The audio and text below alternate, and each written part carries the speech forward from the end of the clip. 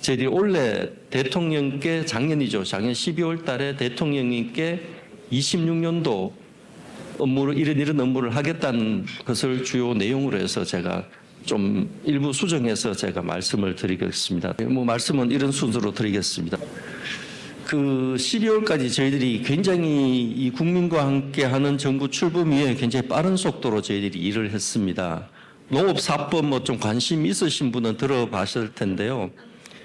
윤석열 정부 당시에 이 양곡관리법, 농수산물 유통 및 가격안정법, 농업재해법, 대책법을 그때 거부권 행사를 2차례 정도 했었습니다.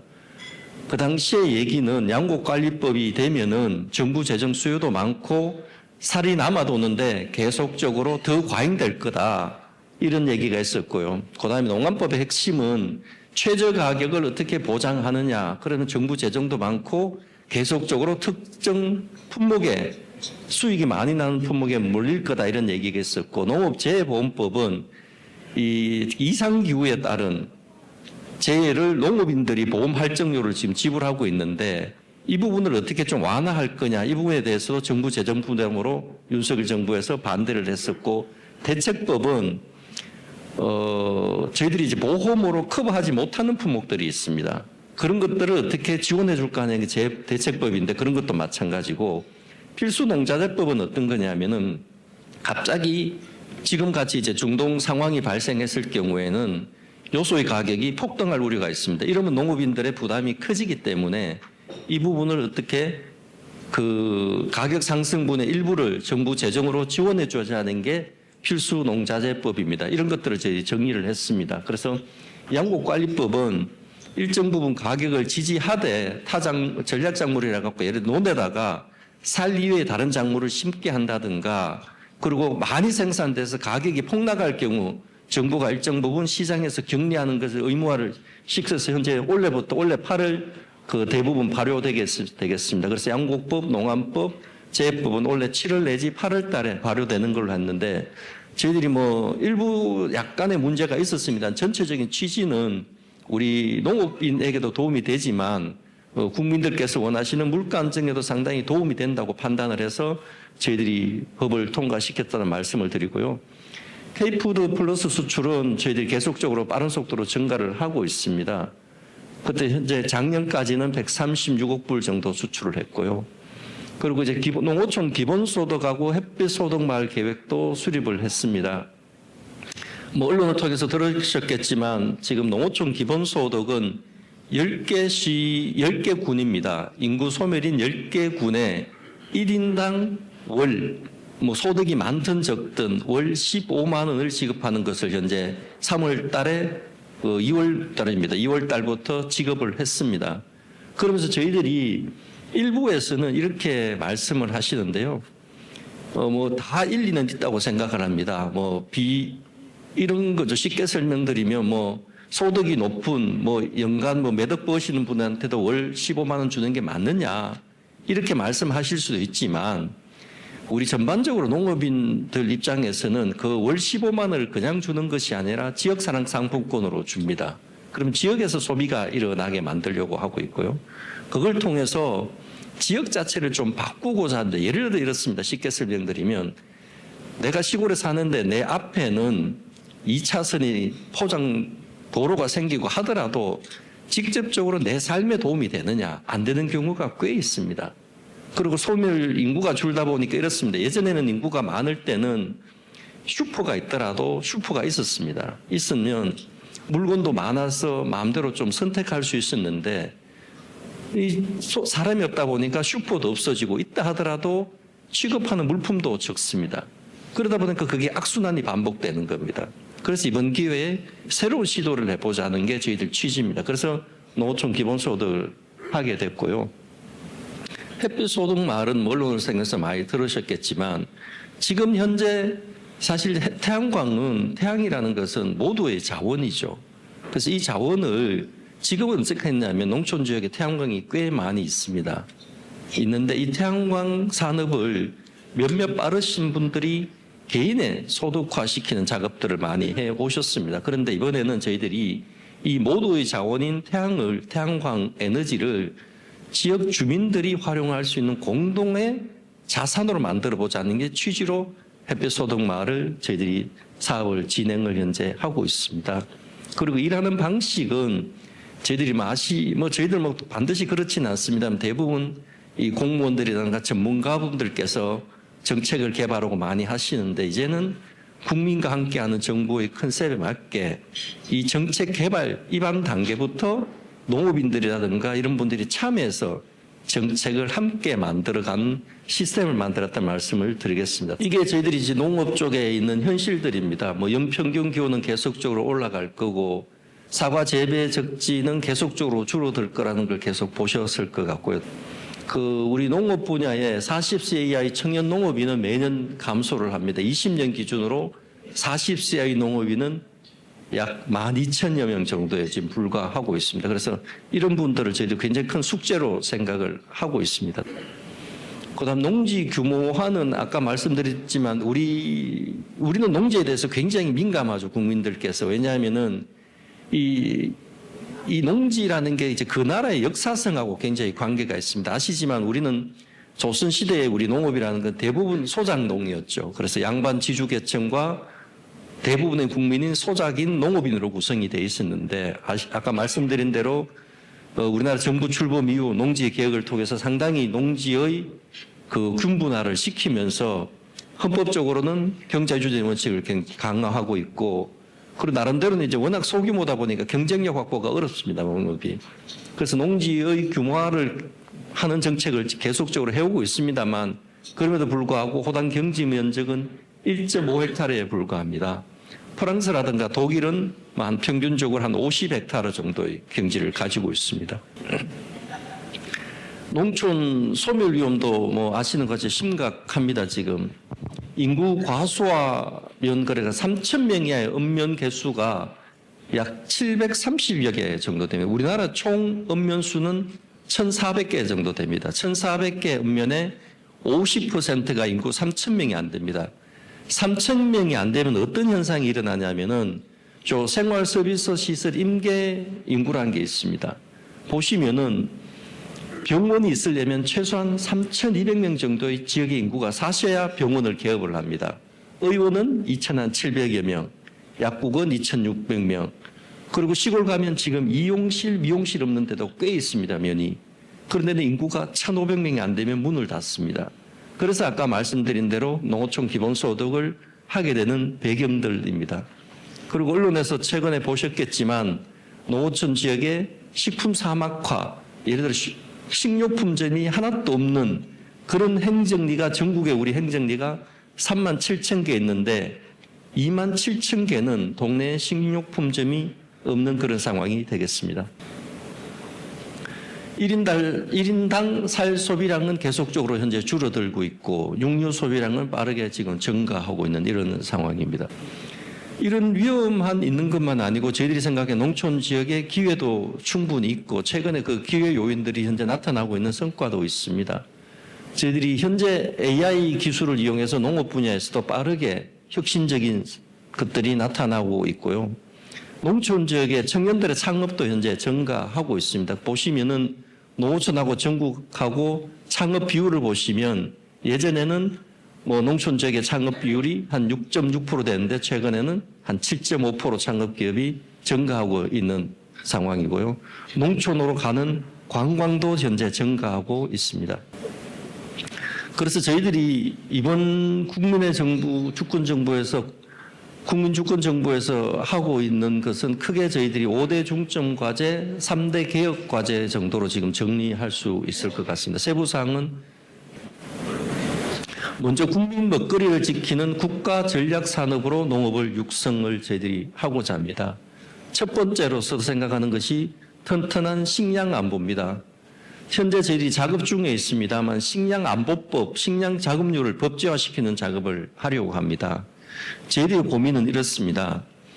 지금 여러 가지 기술 진보 효과가 있기 때문에 농업의 생산성은 계속 증가하고 있습니다만 여전히 우리가 전체 식량 자급률은 축산사료까지 포함해서 25% 정도에 불과합니다. 이 부분을 지키기 위해서는 적정 수준의 농지를 저희들이 가지고 가야 되고, 그리고 일정 부분은 가격이 낮기 때문에 농업을 포기하는 경우도 있습니다. 그런 데 대한 재정 지원을 통해서 일정 부분 생산을 유지시키는 작업을 저희들이 식량안보법으로 만들려고 하고 현재 준비를 하고 있고요. 그 다음에 이제 선제적 수급 조절 사고안전장치라고 했는데, 이건 어떤 거냐면 아까 농안법에서 말씀드렸는데, 여러분께서 보시면은 매년 보통 이제 특정 품목에 따라 다릅니다만 3 내지 4년을 주기로 해서 가격의 등락이 반복되고 있습니다. 참고로 작년에는 농산물 가격이 전반적으로 좀 비쌌습니다. 그런데 지금 아마 비싸다고 생각하실 수도 있겠지만, 지금 슈퍼에 가면은 축산물을 제외한 나머지 농산물, 쌀, 축산물을 제외하고는 가격이 사실 매우 낮습니다, 지금. 그래서 농업인들께서 굉장히 근심이 큽니다, 지금. 그래서 예를 든다면은 노지 특히 작물 중에서 지금 제일 많이 먹는 게 우리가 배추, 무, 양파, 마늘 이 정도 순으로 하시는데요.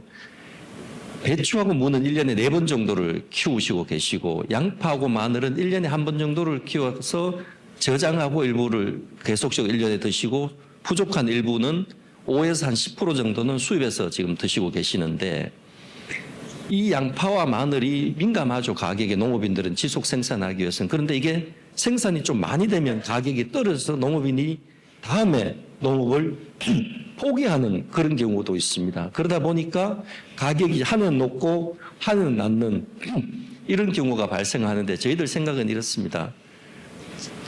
좀 마늘, 양파를 예를 들어 설명드리면 좀 생산을 많이 하는 주산지라고 있습니다. 이 주산지에 재배 면적을 일정 부분 가지고 가려고 합니다. 그래서 너무 많이 심으면 좀 줄이세요. 적게 심으면 좀 더 심으세요. 이런 작업들을 하는 겁니다. 그게 이제 사전 선제적 수급 조절을 하는 거고, 사후는 어떤 거냐면, 그럼에도 불구하고 날씨가 좋아서 과잉 생산했다 그러면 적정 수준으로 시장에서 격리시키는 작업들, 그런 것들도 저희들이 해 나가려고 하고 있습니다. 그래서 쌀의 경우에는 아시다시피 쌀이 원래는 가격이 좀 비쌉니다만, 우리 농업인들이 생각하시기에는 이제 쌀이 정상화되었다 이렇게 봅니다. 지금 쌀 가격은 그동안 물가 상승률을 반영하지 않은 수준에서 굉장히 낮게 형성되어 왔었습니다. 그걸 좀 정상화시키는 과정에 들어가고, 근본적으로는 쌀도 지금 과잉이니까 적절하게 재배 면적을 조정해서 가격을 안정시켰다는 게 저희들 생각이고요. 실질적인 소비 기반 확대는 여러 가지 정책들을 하겠다는 말씀드리고, 그 다음에 이제 국민들에게 좀 안정적으로 좀 우리 농산물을 공급할 수 있는 체계를 만들려고 하는 것들이 이 전국민 식생활 돌봄입니다. 그래서 취약계층 어린이 임산부에게는 과일 간식, 그리고 임산부에게는 친환경 농산물 꾸러미를 공급해주고, 그 취약계층에 대해서는 농촌지역 취약계층에서는 식품 바우처 월 6만 원 정도 지급을 합니다만, 식품 바우처를 저희 지원하는 사업을 하고 있습니다. 그리고 대학생과 직장에게는 아침 한 끼, 1,000원의 아침밥, 나머지는 이제 대학이라든가 지자체가 부담하는 이런 것들도 현재 저희들이 하고 있습니다.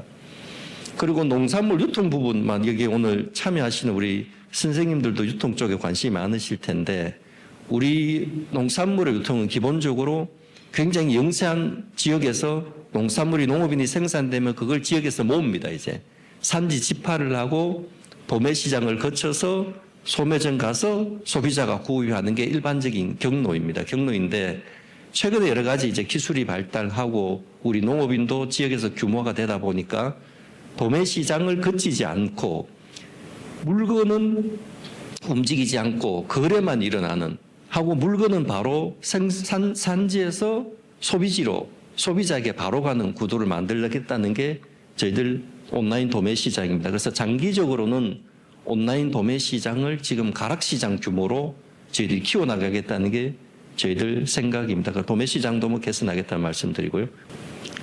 그 다음에 아까 말씀드린 K푸드 수출입니다. 여기서 제일 저희들이 좀 강조하고 싶은 것들이 K푸드 수출 기획단인데요. 그동안 이제 저희들이 농산부 AT죠. 농식품 유통공사를 통해서 여러 가지 수출국의 정보라든가 우리 바우처, 그래서 예를 들어 물류비도 일부 지원을 해주고 안전성 검사, 해외 마케팅 지원을 해줬습니다. 농식품을 중심으로 하다가 이제는 그게 좀 한계가 있다고 생각을 하면서 이번 정부 들어와서 식품과 관련된 부처가 꽤 많습니다.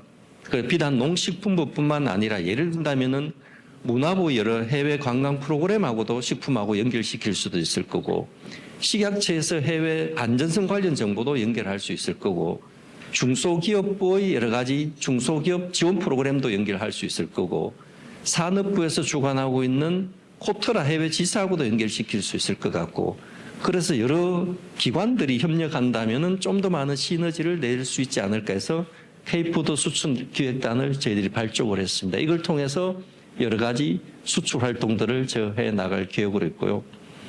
그 다음에 농업농촌 AI 활용도 저희들이 확산을 시키고자 합니다. 특히 올해 같은 경우에는 여러 가지 중에 AX 선도지구라고 해서 농업 분야의 AI 관련된 것을 집적화하는 그런 선도지구도 저희들이 만들어 나가고 있습니다. 그래서 보통 이 농업의 AX, AI 그러면 주로 하시는 것들이 첨단 유리온실 이렇게 말을 많이 하시는데, 첨단 유리온실뿐만 아니라 현재도 많은 농업인들이 하고 계시는 비닐온실 수준에서도 실현 가능한 AI를 실현하는 모델들도 저희들이 마련해 나가고 있습니다.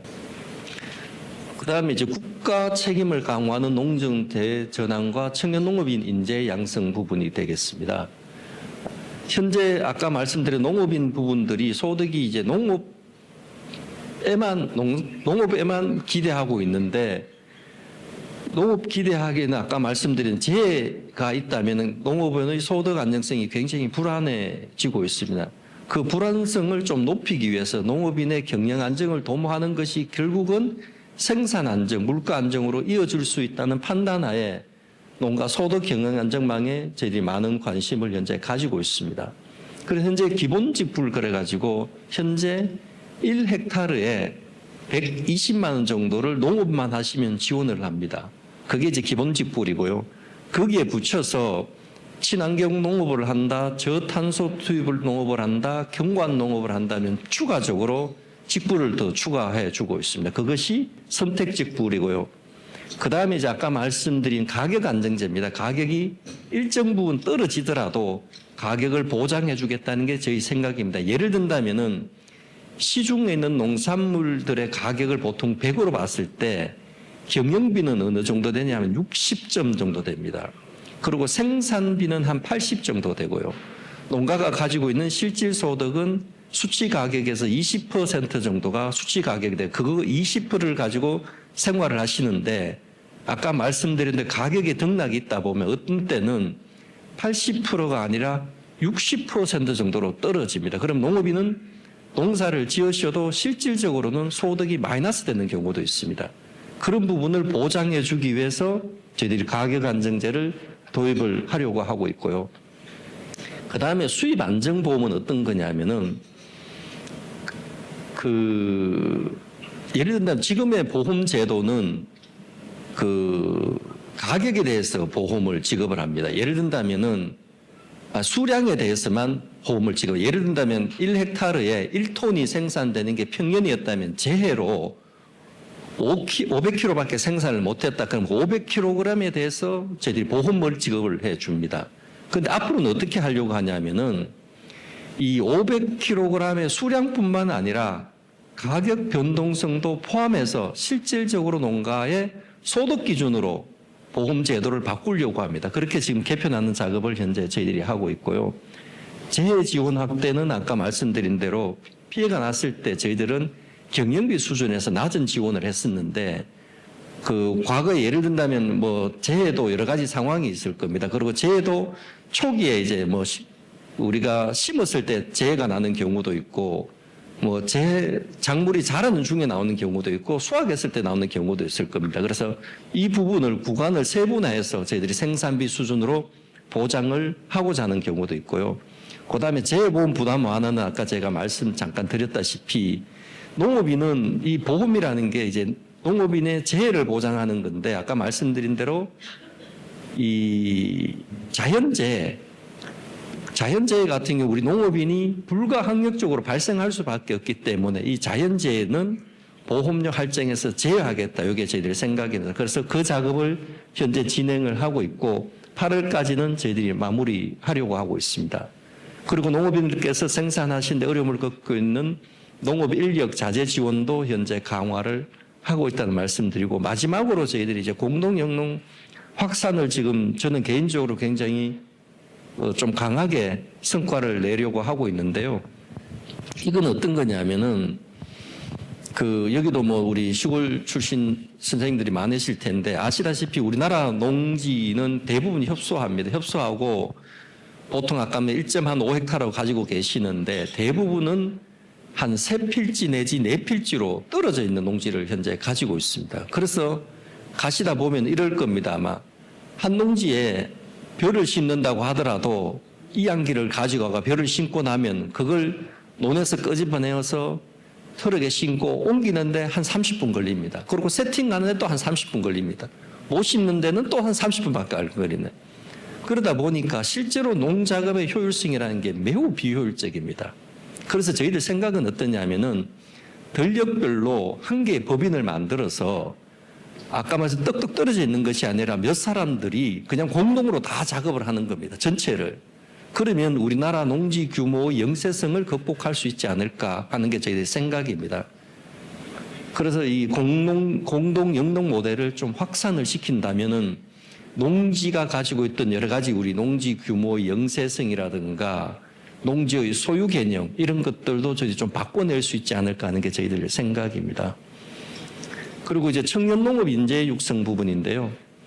아까 말씀드린 대로 우리 청년 농업인들이 한 12,000명에 불과합니다. 그 농업인들이 우리 농업 쪽에 진입을 좀 많이 할 수 있도록 저희들이 여러 가지 프로그램을 준비를 하고 있습니다. 특히 이번 정부 들어가서 특이한 것은 은퇴직부를 저희들이 도입을 하려고 하고 있습니다. 과거에 있는 농지를 가지고 있는 연금제도도 활성화시켜야 되겠지만 농업인들은 연금제도가 지금 없습니다, 이제. 그래서 농업인들에게도 적정하게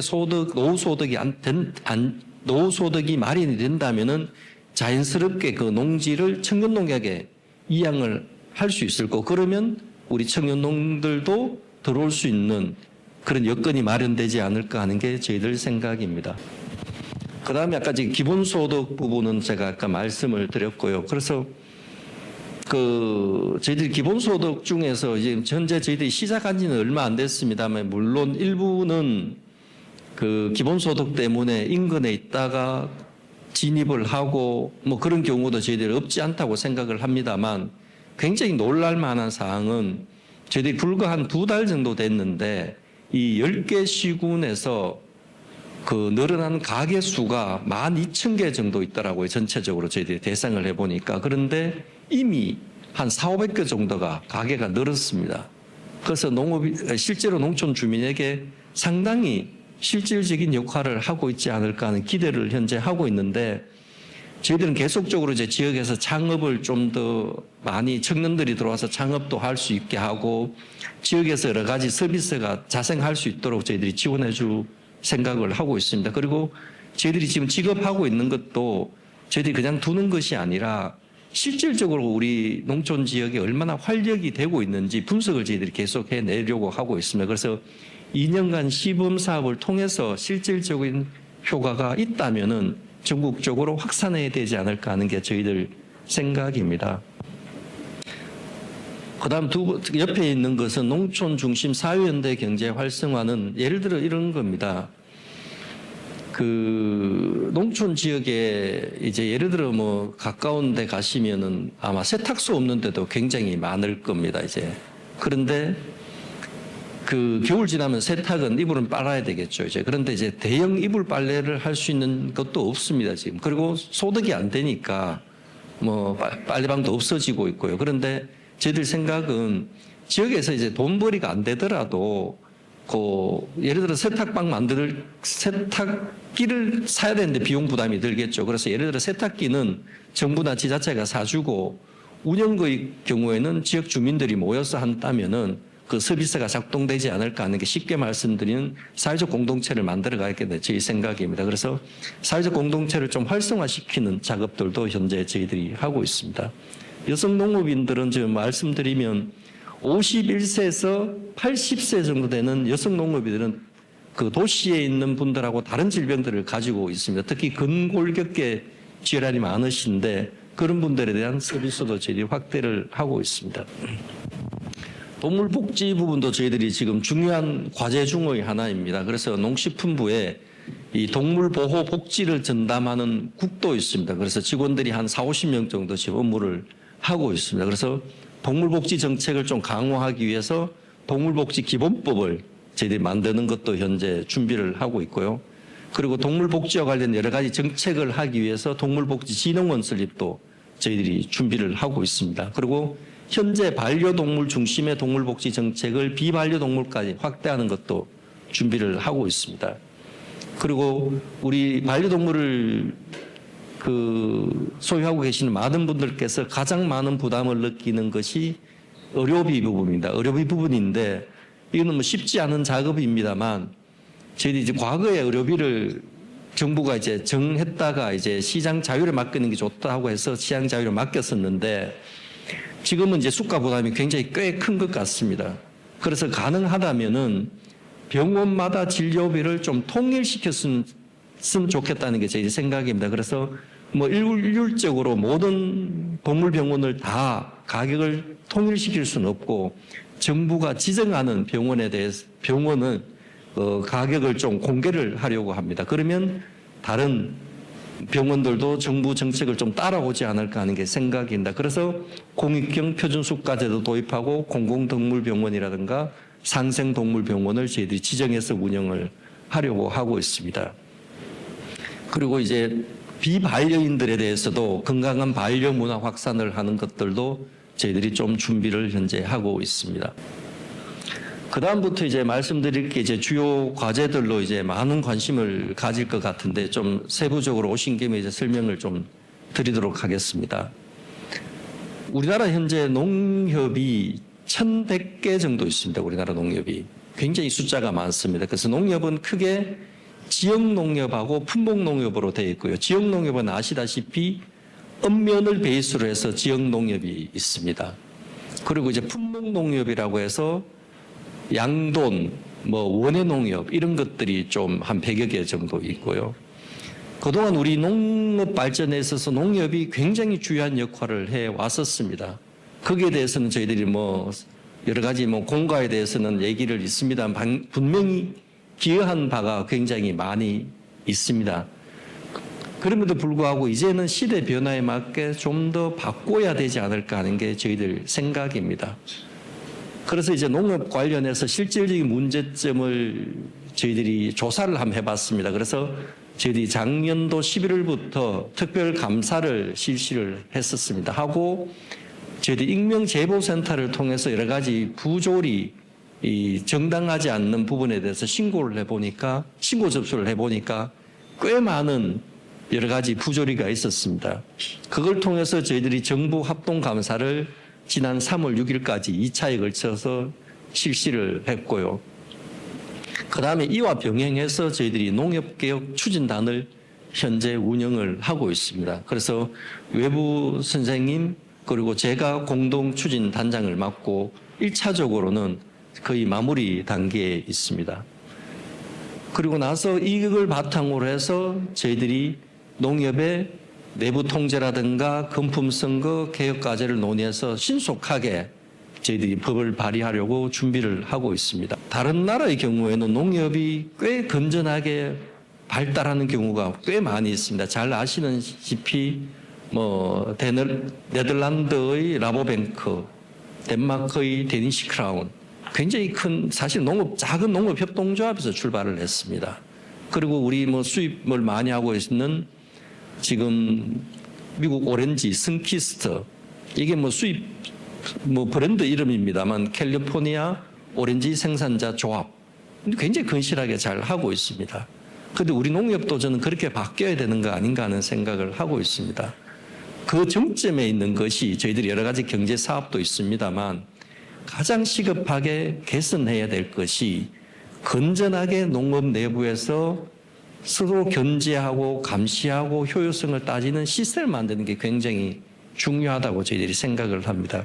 그래서 생각하는 것들이 저희들이 이제 여러 가지 농협의 활동들이 정말 공개적이고 투명하게 운영되고 있느냐 하는 부분이 의심을 가지고 있습니다. 그래서 그 제도를 좀 만들어야 되겠다는 게 생각이고요.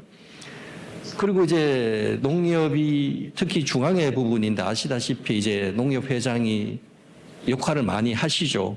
참고로 이제 농협이 어떻게 구성되어 있냐면은 이 1100개 농협이 출자를 합니다. 그래서 출자를 하고 중앙회를 만들고 중앙회가 이제 신용사업을 하는 농협은행이 있고 그다음에 경제사업을 하는 경제지주가 있습니다. 그래서 은행하고 경제지주의 사업 규모가 어느 정도 되냐면은 재계 서열로 따지면 9위 정도 됩니다. 전체적으로 자산 규모는 190조 정도 됩니다. 사실 어마어마한 기업입니다. 대단하죠. 그런데 이제 거기에 걸맞는 역할을 부족하다는 게 생각입니다. 저희들이. 그러다 보니까 회장의 권한이 굉장히 많은데 그 권한을 적정하게 통제할 수 있는 수단들, 아까 말씀 내부 감사, 가장 중요한 게 인사하겠죠. 이제 인사에 관련된 것도 저희들이 좀 정리를 하겠다는 말씀드리고, 그러한 막강한 권한의 출발점은 어디냐? 결국은 선거 제도를 통해서 투명하게 관리되어야 되는데 그 막강한 권한이 있다 보니까 선거 과정에서 여러 가지 불합리한 부분이 있다는 게 저희들 생각입니다. 그래서 선거 과정도 좀 건드려 봐야 되지 않을까 하는 게 1차적인 저희들 생각이고요.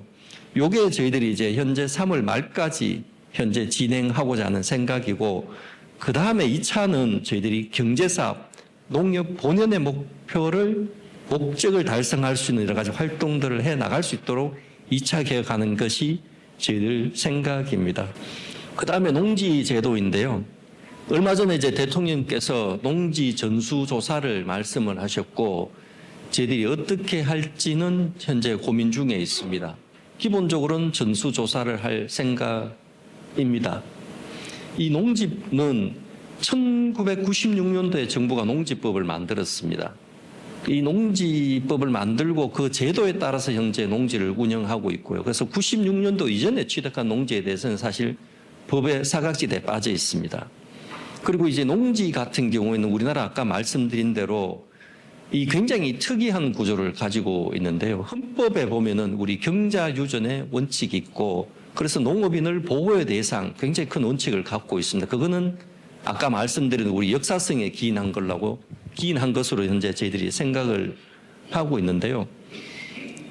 그 이 헌법적 가치는 농업에 종사하시는 분만 농지를 소유를 해라, 이게 가치입니다. 그런데 아까 말씀드린 대로 아버지로부터 상속받고 이런 경우도 있습니다. 그런 경우에는 예를 들어 농지은행이라든가 을 통해서 정확하게 그냥 임대를 해라, 이렇게 제도화가 되어 있는데, 아시다시피 21년도에 LH 사태를 기반으로 해서 농지 규제를 저희들이 굉장히 강화를 했습니다.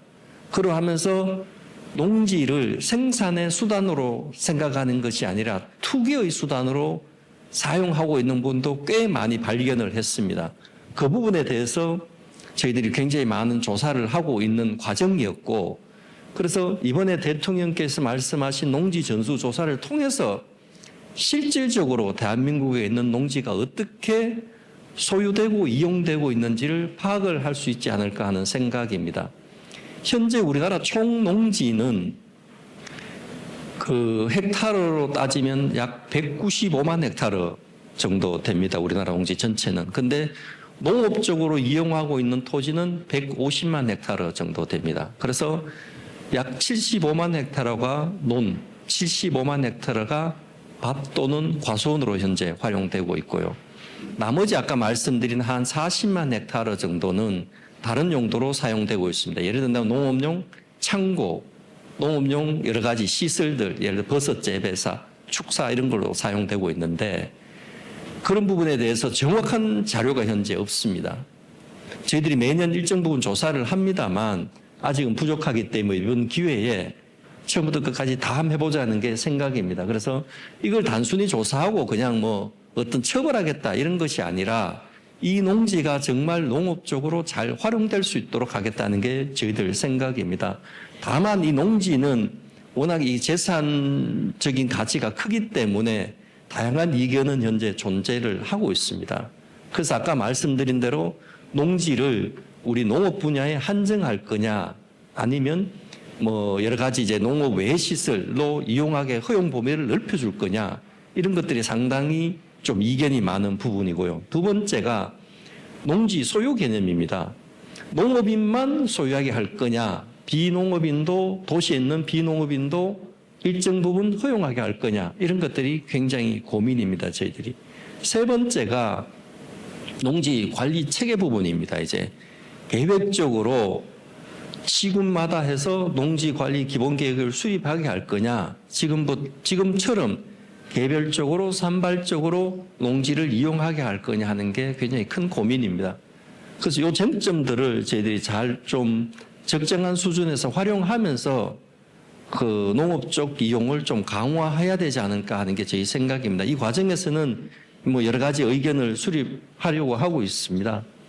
참고로 이제 여기도 아마 그 농지를 소유하고 계시는 선생님들이 많으실 텐데, 뭐 어떤 부분은 상속을 통해서 아마 받으신 경우가 꽤 많이 있을 텐데, 상속 받으신 농지는 걱정 안 하셔도 될 겁니다. 아마 농지은행을 통해서 임대를 하시면은 충분히 뭐 농지를 뭐 소유 계속 할 수 있지 않을까 싶은데, 다만 아까 말씀드린 것처럼 21년도에 저희들이 LH 사태를 통해서 조사를 해보니까 경기도 수도권 중심으로 하고 대도시 인근에는 우리가 아는 것보다는 생각보다 꽤 많은 비농업인이 농업을 하겠다고 농지를 취득하고 농업을 하지 않는 경우가 꽤 있습니다. 그래서 1년에 저희들이 1년에 한 100억 정도의, 현재 21년 이후에 100억 정도의 벌금을 매기고 있습니다. 그래서 그리고 지금은 현재 이제 벌금을 매기는 수준에서 끝나는데, 앞으로는 실질적으로 매각 명령을 해야 되지 않을까 하는 생각을 가지고 있습니다. 그 부분에 대해서도 저희들이 정리를 해 나가려고 하고 있고요. 그 다음에 이제 재생에너지 부분인데요. 이건 어떻게 하려고 하냐면은, 현재 이제 농지하고 산에 이제 태양광이 많이 돼 있습니다. 특히 농지에는 이제 일반형 태양광이라고 해서 그냥 농지에 그냥 전체 염해 관측지라든가 일부 비농업 지역에는 일반형 태양광이 많이 깔려 있습니다. 깔려있고 농업과 관계없이 합니다. 그런데 앞으로는 저희들 생각은 모든 농지는 영농형 태양광만 하게 하자는 게 저희 생각입니다. 영농형 태양광은 일반형은 그 부지의 100%를 판넬로 덮을 수 있는데 반해서 영농형 태양광은 30% 정도만 패널로 덮게 하고 밑에는 작물을 재배하게 하자는 게 저희 생각입니다. 그래서 영농형 태양광 그런 개념을 저희들이 도입을 하려고 하고 있고요. 아까 말씀드린 대로 태양광을, 특히 태양광도 그렇지만 전력계통은 국가의 공공재적 자산입니다. 그런데 그동안은 이 전력계통을 소수가 독점적인 권한을 행사한 측면도 있습니다. 그래서 저희들 생각은 영농형 햇빛소득 마을을 만들고 그 햇빛소득 마을에서 우선적으로 전력계통망을 이용하게 하려는 겁니다. 그래서 햇빛소득 마을은 예를 든다면 월 한 200만 원 정도의 태양광 발전 소득을 올릴 수 있게 하고, 그 마을에서 그 200만 원을 가지고 여러 가지 뭐 공동으로 급식을 한다든가, 뭐 마을의 여러 가지 환경을 개선한다든가, 어르신들이 관광을 한다든가 이런데 공익적으로 사용하게 하는 게 좋지 않을까 하는 게 저희들이 생각입니다. 그게 햇빛소득 마을의 개념이란 말씀을 드리고요. 그 다음에 이제 농촌 지역에 여러 가지 재생에너지 할 수 있는 부분이 꽤 많습니다. 그 예를 든다면 태양광뿐만 아니라 그 우분, 소의 분뇨도 훌륭한 자원입니다. 그리고 이제 여러 가지 농업용 부산물들, 이런 것들도 저희들이 재생에너지로 확대를 하고자 합니다. 그래서 최근에는 저희들이 환경부하고 저희들이 적정하게 역할 분담을 해 나가려고 하고 있습니다. 그래서 환경부의 경우에는 주로 이제 소규모 농가들이 많이 발생하는 공공용으로 만드는, 예를 들어 바이오가스 이런 데는 좀 환경부가 역할을 좀 해주기로 했고, 저희들이 이제 소똥이라든가 이런 걸 발전하는 쪽은 농식품부가 좀 중심이 돼서 정책을 끌어나가는 작업들을 하고 있습니다. 그런 부분이 이제 재생에너지 부분이고요. 다만 이러한 활동을 하는 데 있어서 여러 가지 어려운 점은 있습니다. 그 어려운 점이 보시면은 전력계통 부족 문제는 해결해야 될 과제입니다. 그래서 경기권에는 전력 배송망이 현재 있습니다만 전남북 지역에는 현재 전력계통이 굉장히 부족합니다. 그래서 기존에 인허가를 받은 태양광 발전소도 현재 근데 시작을 못하고 있는 경우가 꽤 있습니다. 그런 부분에 대해서 있습니다만 저희들이 이 햇빛 소독말과 관련된 영농형 태양광은 좀 특별하게 저희들이 좀 추진될 수 있도록 지원을 해 나가려고 하고 있고요. 그 다음에 이제 우리나라 농지의 경우에는 50% 정도가 임차농이 농업을 하고 계십니다. 그래서 그 임차농을 보호하기 위한 장치도 별도로 마련되어야 되지 않을까 하는 생각입니다. 그래서 이 벼농사 짓는 것보다는 태양광 소득이 많이 높습니다. 그러다 보니까 임대인이 임차인을 몰아내는 경우가 생길 우려가 있습니다. 거기에 대한 장치도 저희들이 마련해 나가고자 합니다.